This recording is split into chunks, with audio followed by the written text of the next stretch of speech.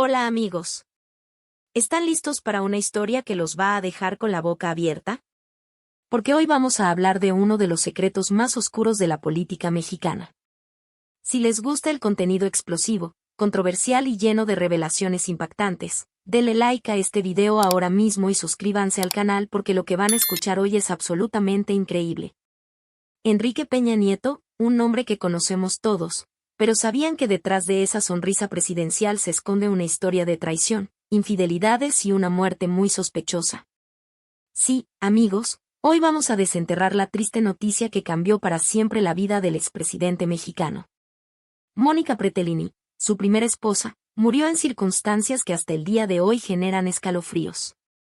¿Fue realmente muerte natural como dice la versión oficial? ¿O hay algo mucho más siniestro detrás de todo esto? Agárrense fuerte porque esta historia tiene de todo: poder, sexo, traiciones y secretos que nunca debieron salir a la luz. ¡Empezamos ya! En los círculos políticos mexicanos, pocas historias han generado tanto morbo y especulación como la muerte de Mónica Pretelini, primera esposa del expresidente Enrique Peña Nieto. Lo que oficialmente se catalogó como muerte por causas naturales, ha despertado sospechas que van desde negligencia médica hasta teorías más siniestras que involucran directamente al entonces gobernador del Estado de México. La versión oficial habla de una mujer que sufría convulsiones desde hacía 18 meses, pero las voces críticas susurran sobre una historia mucho más oscura. Los rumores sobre infidelidades, hijos extramaritales y crisis matrimoniales han envuelto este caso en un manto de dudas que persiste hasta hoy. La muerte de Mónica no solo marcó un antes y un después en la vida política de Peña Nieto, sino que también abrió la puerta a especulaciones que van desde lo personal hasta lo criminal. La rapidez con la que el político rehizo su vida sentimental también alimentó las suspicacias de quienes conocían la pareja. El 11 de enero de 2007, Mónica Pretelini falleció en circunstancias que hasta el día de hoy generan controversia en los pasillos del poder mexicano. Según la versión oficial proporcionada por Enrique Peña Nieto, ese día regresaba de la Ciudad de México cuando le habló a su esposa para avisarle que llegaría en media hora. Al llegar a su domicilio en Toluca, subió a su habitación como era costumbre, preparó su ropa para el día siguiente y al acercarse a la cama descubrió que algo terrible había ocurrido. Su esposa ya no respiraba, yacía inmóvil en lo que parecía ser un episodio convulsivo que había terminado de la peor manera posible. La ambulancia llegó rápidamente y la trasladaron al centro de emergencias de Toluca, donde los médicos lograron detectar algunos signos vitales. Sin embargo, cuando le practicaron una tomografía, el diagnóstico fue devastador. Mónica presentaba muerte cerebral, por lo que fue trasladada al Hospital ABC de Santa Fe. El doctor Paul Surovic confirmó lo que nadie quería escuchar: ya no había nada que hacer para salvar la vida de la esposa del gobernador. La explicación médica que se ofreció al público fue que Mónica sufría de una condición similar a la epilepsia, aunque no epilepsia propiamente dicha, según las confusas declaraciones de su esposo. Esta vaguedad en el diagnóstico fue uno de los primeros elementos que despertaron sospechas entre quienes seguían de cerca el caso. Los médicos hablaron de convulsiones recurrentes que la aquejaban desde hacía aproximadamente 2 años, un periodo que coincidía curiosamente con las crisis matrimoniales más intensas de la pareja. La medicación que tomaba para controlar estos episodios, según trascendió, incluía antidepresivos, lo que sugería que los problemas de Mónica no eran únicamente de naturaleza física. El hecho de que una mujer relativamente joven y aparentemente saludable falleciera de manera tan súbita generó interrogantes que nunca fueron completamente respondidas. Las autoridades médicas se limitaron a confirmar la causa oficial de muerte, pero evitaron profundizar en los detalles que podrían haber aclarado las circunstancias exactas del deceso. El comportamiento de Enrique Peña Nieto tras la muerte de su esposa también alimentó las especulaciones sobre lo que realmente había ocurrido esa noche. Su nerviosismo evidente durante las entrevistas posteriores, especialmente la famosa conversación con el periodista Jorge Ramos, donde se trabó al intentar explicar las causas del fallecimiento, no ayudó a disipar las dudas. Durante esa entrevista, Peña Nieto mostró signos de incomodidad extrema, tartamudeó y parecía no recordar con claridad los detalles médicos de la condición de su esposa. Esta actitud fue interpretada por muchos como la de alguien que ocultaba información importante o que simplemente no estaba preparado para enfrentar preguntas incómodas sobre el tema. La falta de transparencia en sus declaraciones contrastaba notablemente con la imagen de control y seguridad que proyectaba en otros aspectos de su carrera política. Sus respuestas evasivas y contradictorias solo sirvieron para alimentar más teorías conspirativas sobre su posible participación en los hechos. El político, que usualmente manejaba los medios con destreza, parecía completamente fuera de su elemento cuando se tocaba este tema específico. La velocidad con la que Peña Nieto rehizo su vida sentimental después de enviudar también generó comentarios malintencionados en los círculos políticos y sociales del país. Apenas un año después de la muerte de Mónica, ya se le veía públicamente acompañado de Angélica Rivera, la actriz que posteriormente se convertiría en su segunda esposa y en la primera dama de México. Esta transición tan rápida de viudo doliente a hombre enamorado fue vista por muchos como una falta de respeto hacia la memoria de su difunta esposa. Las fotografías de la pareja en eventos sociales y políticos, sonriendo y mostrándose cariñosos, contrastaban dramáticamente con la imagen del esposo destrozado que había proyectado durante los primeros meses tras el fallecimiento. Los críticos señalaban que un duelo auténtico requería más tiempo y discreción, especialmente tratándose de una figura pública. La rapidez de esta nueva relación también alimentó teorías sobre si el romance con Rivera había comenzado antes de la muerte de Mónica, lo que añadía una dimensión aún más siniestra a toda la historia. Las primeras voces que se alzaron para cuestionar la versión oficial de los hechos no tardaron en aparecer, aunque inicialmente fueron desestimadas como chismes políticos sin fundamento. Personas cercanas a la familia comenzaron a hacer comentarios en privado sobre las constantes crisis matrimoniales que habían marcado los últimos años de la relación entre Enrique y Mónica. Estos rumores hablaban de infidelidades múltiples, hijos extramaritales y discusiones cada vez más frecuentes y violentas entre la pareja. El estrés emocional al que estaba sometida Mónica por estas situaciones era, según estas fuentes, mucho más severo de lo que se había hecho público.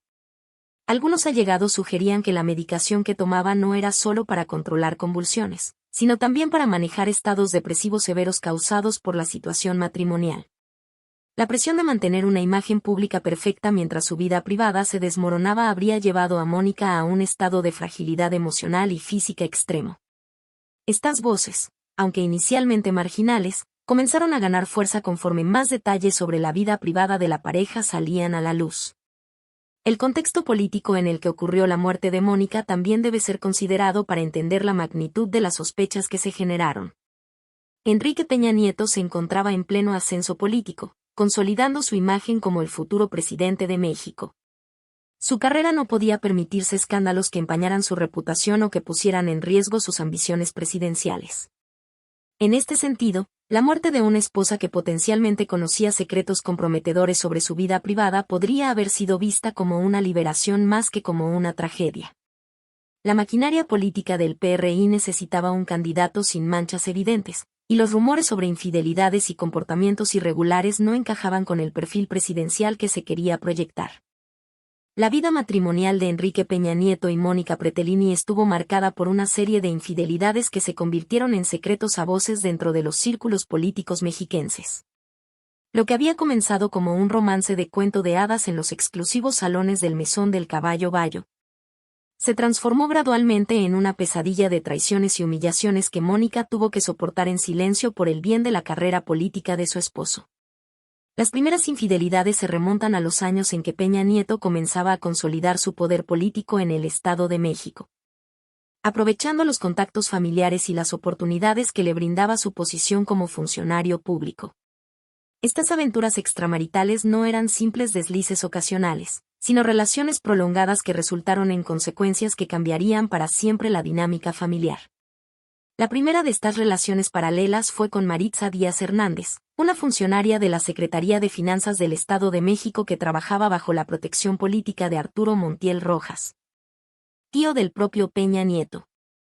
Esta conexión familiar facilitó no solo el acercamiento inicial entre ambos, sino también la discreción necesaria para mantener la relación en secreto durante varios años. La relación entre Enrique Peña Nieto y Maritza Díaz Hernández se extendió por aproximadamente 9 años. Un periodo durante el cual el político logró mantener una doble vida que incluía tanto su matrimonio oficial con Mónica como esta relación clandestina que le proporcionaba satisfacciones que aparentemente no encontraba en su hogar. Maritza, consciente de que estaba involucrada con un hombre casado, decidió mantener la relación a pesar de las complicaciones éticas y emocionales que esto implicaba. Durante este periodo nació un hijo producto de esta unión extramarital, lo que complicó aún más la situación familiar y añadió una dimensión legal y económica a la infidelidad. Peña Nieto reconoció la paternidad del menor y se hizo cargo de los gastos que implicaba su manutención, aunque mantuvo la relación con su hijo en la más estricta discreción para evitar escándalos públicos. La existencia de este hijo extramarital se convirtió en uno de los secretos mejor guardados de la familia, conocido solo por un círculo muy reducido de personas cercanas al político. La presión de mantener esta doble paternidad en secreto agregó una carga emocional considerable tanto para Maritza como para Mónica, quien eventualmente se enteró de la situación. Mientras mantenía su relación con Maritza Díaz Hernández, Peña Nieto también se involucró sentimentalmente con Jessica de la Madrid, demostrando una capacidad para manejar múltiples relaciones simultáneas que sorprendió incluso a sus colaboradores más cercanos.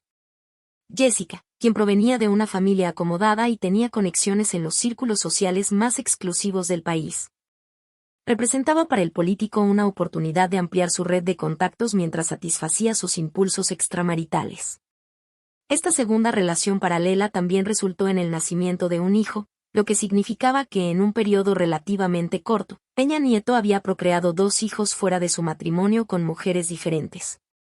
La situación se volvió aún más trágica cuando el hijo que tuvo con Jessica nació con malformaciones cerebrales graves que eventualmente le causaron la muerte a temprana edad debido a complicaciones relacionadas con un tumor cerebral. Esta pérdida, aunque dolorosa, también representó para Peña Nieto una forma de reducir las complicaciones que implicaba mantener múltiples paternidades secretas. La muerte del niño eliminó una de las evidencias más concretas de sus infidelidades, aunque el dolor y la culpa permanecieron como recordatorios constantes de las consecuencias de sus acciones. El impacto psicológico y emocional que estas infidelidades tuvieron en Mónica Pretelini fue devastador.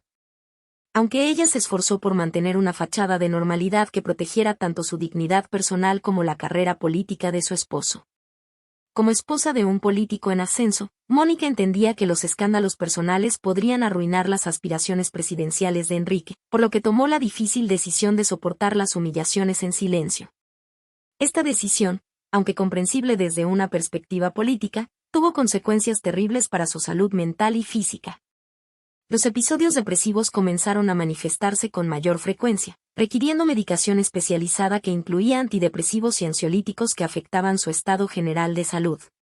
La presión de mantener las apariencias mientras conocía los detalles más dolorosos de las aventuras de su esposo la llevó a un estado de estrés crónico que se manifestaba en síntomas físicos cada vez más severos. Los episodios convulsivos que posteriormente se citarían como causa de su muerte comenzaron a presentarse durante este periodo de crisis emocional intensa. La correlación entre el estrés emocional y el deterioro de su salud física se volvió evidente para quienes la conocían de cerca. La presión social y política que enfrentaba Mónica para mantener la imagen de familia perfecta era inmensa, especialmente considerando las ambiciones presidenciales que su esposo había comenzado a manifestar abiertamente. En el contexto político mexicano de esos años, un escándalo de infidelidades múltiples con hijos extramaritales podría haber arruinado definitivamente las aspiraciones de cualquier candidato presidencial. Mónica se convirtió en la guardiana involuntaria de los secretos más comprometedores de su esposo, una responsabilidad que la colocaba en una posición extremadamente vulnerable y estresante. Cada aparición pública requería una actuación perfecta, sonriendo junto a un hombre que la había traicionado múltiples veces y fingiendo una felicidad matrimonial que había dejado de existir años atrás. Las fotografías oficiales de la época muestran a una mujer que gradualmente fue perdiendo la vitalidad y la alegría que había caracterizado sus primeros años de matrimonio. Sus allegados más cercanos notaron cambios significativos en su comportamiento, volviéndose más reservada, ansiosa y dependiente de la medicación para manejar el estrés. La carga emocional de proteger la imagen pública de su esposo mientras su vida privada se desmoronaba se volvió insostenible. Los intentos de Enrique Peña Nieto por justificar sus infidelidades ante su esposa revelaron una actitud que muchos interpretaron como manipuladora y carente de verdadero arrepentimiento. Según testimonios de personas cercanas a la pareja, cuando Mónica confrontó a su esposo sobre sus aventuras extramaritales, él utilizó argumentos que minimizaban la gravedad de sus acciones mientras intentaba hacer sentir culpable a su esposa por cuestionar su comportamiento. Las disculpas superficiales y las promesas de cambio se repetían cíclicamente, pero nunca se traducían en modificaciones reales en el comportamiento del político. Esta dinámica de traición, confrontación, disculpa y nueva traición se convirtió en un patrón que devastó la autoestima y la salud mental de Mónica. Los familiares y amigos que conocían la situación describían a una mujer que gradualmente fue perdiendo la confianza en sí misma y en su capacidad para tomar decisiones sobre su propia vida. La manipulación psicológica a la que fue sometida incluía constantes referencias a su deber como esposa de apoyar la carrera política de su marido, sin importar el costo personal que esto implicara. Las especulaciones sobre la verdadera orientación sexual de Enrique Peña Nieto comenzaron a circular en los círculos políticos y sociales mucho antes de que se hicieran públicas a través de testimonios directos y declaraciones controvertidas. Estos rumores sugerían que las múltiples relaciones con mujeres hermosas y mediáticas podrían haber sido una elaborada pantalla para ocultar preferencias sexuales que no encajaban con la imagen de masculinidad tradicional que se esperaba de un político conservador mexicano.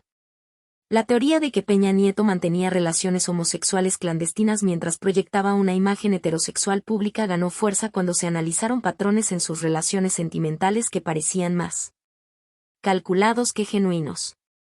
Sus vínculos con actrices y modelos famosas fueron interpretados por algunos observadores como estrategias de imagen más que como relaciones basadas en conexiones emocionales auténticas. La frialdad emocional que caracterizaba sus relaciones públicas y la rapidez con la que transitaba de una pareja a otra alimentaron las sospechas de quienes conocían de cerca su comportamiento privado.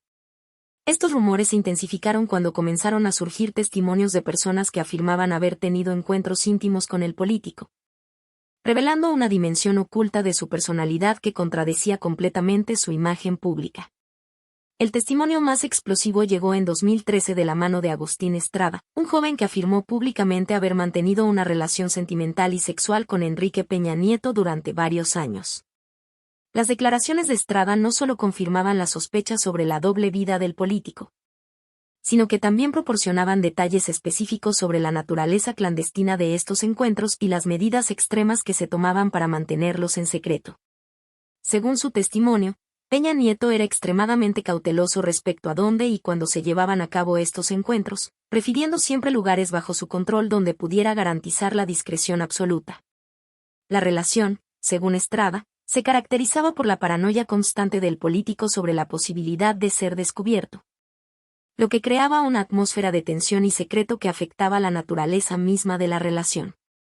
Las medidas de seguridad que se implementaban para estos encuentros incluían el uso de vehículos oficiales sin identificación, la selección cuidadosa de ubicaciones remotas y la coordinación de horarios que no interfirieran con las actividades públicas del gobernador.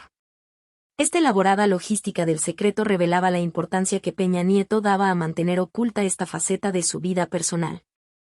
Los detalles proporcionados por Agustín Estrada sobre su supuesta relación con Peña Nieto incluían información específica sobre la personalidad íntima del político que contrastaba dramáticamente con su imagen pública de hombre seguro y dominante.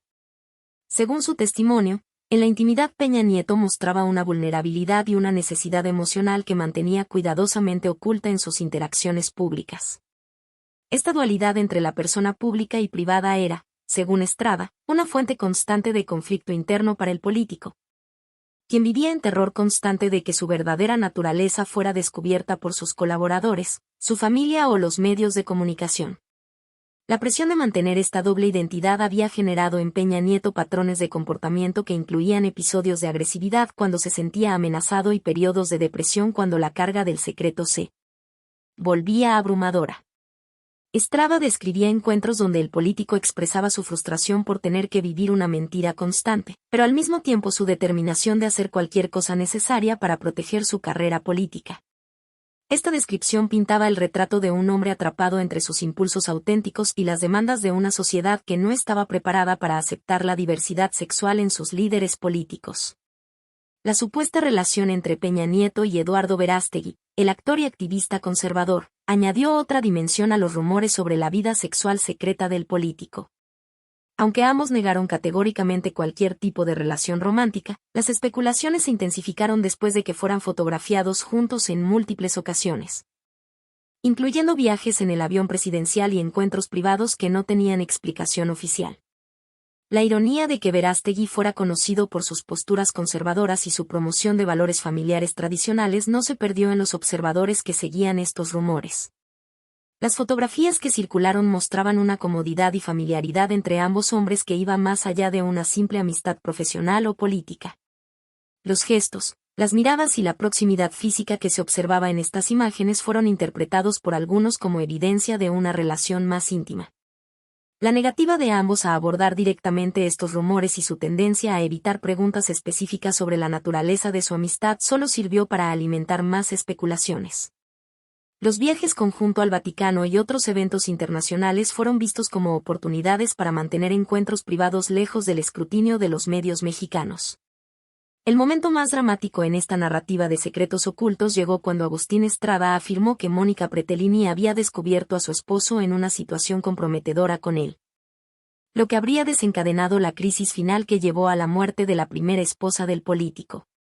Según esta versión de los hechos, Mónica habría llegado inesperadamente a una oficina o residencia donde su esposo mantenía un encuentro íntimo con Estrada, encontrándolos en una situación que no dejaba lugar a dudas sobre la naturaleza de su relación. La reacción de Mónica, según este testimonio, fue de shock absoluto y rabia incontrolable, no solo por la infidelidad en sí misma, sino por la revelación de que todas sus sospechas sobre la doble vida de su esposo eran ciertas. Esta confrontación habría incluido golpes, gritos y amenazas de hacer pública toda la información que había descubierto, lo que representaba una amenaza existencial para las ambiciones políticas de Peña Nieto. El testimonio de Estrada describía una escena caótica donde él mismo logró escapar del lugar, pero donde Mónica quedó a solas con un esposo furioso y desesperado por las posibles consecuencias de haber sido descubierto. Esta versión de los hechos, aunque nunca comprobada oficialmente, proporcionaba una explicación alternativa para la muerte de Mónica que iba mucho más allá de las causas médicas oficiales. Las implicaciones políticas de estos rumores sobre la doble vida sexual de Peña Nieto eran enormes, especialmente en el contexto conservador de la política mexicana de principios del siglo XXI.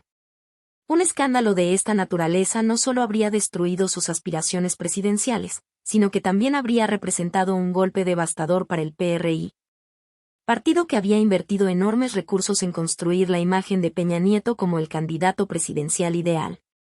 La necesidad de mantener estos secretos habría creado vulnerabilidades que podrían haber sido explotadas por opositores políticos, chantajistas o cualquier persona que tuviera acceso a información comprometedora. La acusación más directa y pública contra Enrique Peña Nieto por la muerte de su esposa llegó desde los propios pasillos del Poder Legislativo, cuando la diputada María Elena Pérez de Tejada Romero del Partido Acción Nacional decidió romper el silencio que había prevalecido durante años sobre este tema tan delicado. El 11 de marzo de 2010, en una sesión del Congreso de la República, la diputada panista lanzó una acusación que hizo temblar los cimientos del sistema político mexicano al señalar directamente al entonces gobernador del Estado de México como responsable de la muerte de Mónica Pretelini. Sus palabras resonaron en el recinto legislativo con una fuerza devastadora. Cualquier mexiquense, incluso el gobernador, que no lo digo yo, lo dicen muchos medios, está acusado de haber matado a su mujer. Esta declaración no era producto de un arrebato emocional o una táctica política desesperada, sino el resultado de años de observación y de información privilegiada que la diputada había recopilado a través de su cercanía con la difunta esposa del gobernador. La valentía que demostró al hacer esta acusación en un foro público tan visible como el Congreso Nacional revelaba la convicción profunda que tenía sobre la veracidad de sus afirmaciones. Su decisión de arriesgar su carrera política y su seguridad personal para sacar a la luz estas sospechas demostraba que consideraba la búsqueda de la verdad más importante que cualquier consideración política o personal. La relación personal que María Elena Pérez de Tejada había mantenido con Mónica Pretelini le proporcionaba una perspectiva única sobre la situación doméstica y emocional que vivía la esposa del gobernador durante sus últimos años de vida. Como amigas cercanas, Mónica había confiado en la diputada muchos de los detalles más íntimos y dolorosos de su matrimonio, incluyendo las infidelidades constantes, los hijos extramaritales y las crisis emocionales que estas situaciones le provocaban. Según el testimonio de la diputada, Mónica no solo estaba devastada emocionalmente por las traiciones de su esposo, sino que también había comenzado a temer por su propia seguridad física debido a las discusiones cada vez más violentas que tenían. La diputada recordaba conversaciones específicas donde Mónica expresaba su preocupación por lo que podría pasarle si decidía hacer públicas las infidelidades y secretos de su esposo. Estas confidencias proporcionaban a la legisladora una comprensión profunda de la dinámica tóxica que caracterizaba el matrimonio y de las presiones extremas bajo las cuales vivía Mónica. La decisión de la diputada de hacer públicas estas informaciones años después reflejaba tanto su dolor personal por la pérdida de su amiga como su convicción de que la verdad sobre las circunstancias de su muerte debía ser conocida. Su testimonio añadía una dimensión humana y personal a las especulaciones que habían circulado en los medios, proporcionando detalles específicos que solo alguien muy cercano a la víctima podría conocer. La reacción del sistema político mexicano ante las acusaciones de la diputada Pérez de Tejada fue rápida y contundente, pero no en el sentido de investigar las graves afirmaciones que se habían hecho, sino en el de desacreditar y silenciar a quien se había atrevido a señalar a una figura tan poderosa del PRI. Los defensores del gobernador, tanto dentro como fuera del recinto legislativo, inmediatamente lanzaron una campaña de desprestigio contra la diputada, caracterizándola como una política oportunista que buscaba ganar notoriedad a costa de difamar la memoria de una mujer fallecida. Las acusaciones contra la legisladora incluían desde cuestionamientos sobre su estabilidad mental hasta sugerencias de que estaba siendo manipulada por enemigos políticos de Peña Nieto que buscaban sabotear su carrera presidencial. Esta respuesta revelaba la efectividad de la maquinaria de defensa política que rodeaba al gobernador mexiquense y su capacidad para movilizar recursos y aliados cuando se sentía amenazado. La rapidez y coordinación de los ataques contra la diputada sugerían que existía un plan previamente establecido para manejar este tipo de crisis, lo que indicaba que las acusaciones no eran completamente inesperadas para el equipo de Peña Nieto. La naturaleza personal y agresiva de estos contraataques también revelaba la desesperación que sentían los defensores del gobernador ante la posibilidad de que estas acusaciones ganaran tracción en la opinión pública. El comportamiento de los medios de comunicación mexicanos ante estas graves acusaciones fue igualmente revelador de las dinámicas de poder que operaban en el país y de la influencia que ejercían las figuras políticas poderosas sobre la cobertura periodística. Mientras que algunos medios dieron cobertura inicial a las declaraciones de la diputada, la mayoría optó por minimizar la importancia de las acusaciones o por enfocar sus reportajes en desacreditar la credibilidad de quien las había hecho. Esta respuesta mediática contrastaba dramáticamente con el tratamiento que normalmente se daba a acusaciones de esa gravedad cuando involucraban a figuras políticas menos poderosas o influyentes. La autocensura que caracterizó la cobertura de este tema revelaba el poder de influencia que Peña Nieto y el PRI ejercían sobre los principales medios de comunicación del país, ya sea a través de la pauta publicitaria gubernamental, las relaciones personales o las amenazas implícitas. Los pocos periodistas que intentaron profundizar en la investigación de estas acusaciones enfrentaron presiones profesionales y personales que los disuadieron de continuar con sus indagaciones. Esta situación creó un ambiente de silencio mediático que protegía efectivamente a Peña Nieto de un escrutinio serio sobre estas graves acusaciones, permitiendo que su carrera política continuara sin verse afectada significativamente por las dudas sobre las circunstancias de la muerte de su esposa. La ausencia de una investigación judicial seria y exhaustiva sobre las acusaciones realizadas por la diputada Pérez de Tejada representó una de las fallas más evidentes del sistema de justicia mexicano en su manejo de este caso tan delicado. A pesar de la gravedad de las acusaciones y de la posición pública desde la cual se habían hecho, las autoridades judiciales del Estado de México no iniciaron ningún proceso formal para investigar las afirmaciones de la legisladora. Esta inacción no podía ser atribuida a la falta de fundamentos legales para una investigación, sino que reflejaba la influencia política que Peña Nieto ejercía sobre las instituciones de justicia en la entidad que gobernaba. La Procuraduría General de Justicia del Estado de México, dependiente del Poder Ejecutivo Estatal, se limitó a emitir declaraciones genéricas sobre la solidez de la investigación original sin abordar específicamente las nuevas acusaciones que se habían hecho públicas. Esta respuesta institucional revelaba las limitaciones estructurales del sistema de justicia mexicano para investigar a figuras políticas poderosas, especialmente cuando éstas controlaban directa o indirectamente los aparatos de procuración de justicia. La falta de independencia real del Poder Judicial respecto del Ejecutivo creaba un ambiente donde las acusaciones contra gobernadores o funcionarios de alto nivel podían ser fácilmente archivadas o ignoradas sin consecuencias políticas significativas para quienes tomaban esas decisiones. Y ¡wow! ¿Pueden creer todo lo que acabamos de revelar? La historia de Enrique Peña Nieto y la muerte de Mónica Pretelini es realmente impactante, llena de secretos oscuros que nos hacen cuestionar todo lo que creíamos saber sobre el poder en México. Desde las múltiples infidelidades hasta los rumores de una doble vida sexual, desde las acusaciones directas de asesinato hasta el silencio cómplice de las instituciones. Esta es una historia que nos demuestra que la realidad siempre supera a la ficción. Pero ahora quiero saber qué piensan ustedes. Sus comentarios son lo más valioso de este canal. Déjenme saber en la sección de comentarios. ¿Creen que Peña Nieto tuvo algo que ver con la muerte de su esposa? ¿O piensan que todo es una gran conspiración? Quiero leer todos sus comentarios porque sus opiniones hacen que este canal crezca cada día más. Si este video los impactó tanto como a mí al investigarlo, no olviden darle like, compartir con sus amigos y suscribirse al canal para más contenido explosivo como este. Nos vemos en el próximo video con más secretos que van a volar su mente. Hasta la próxima, amigos.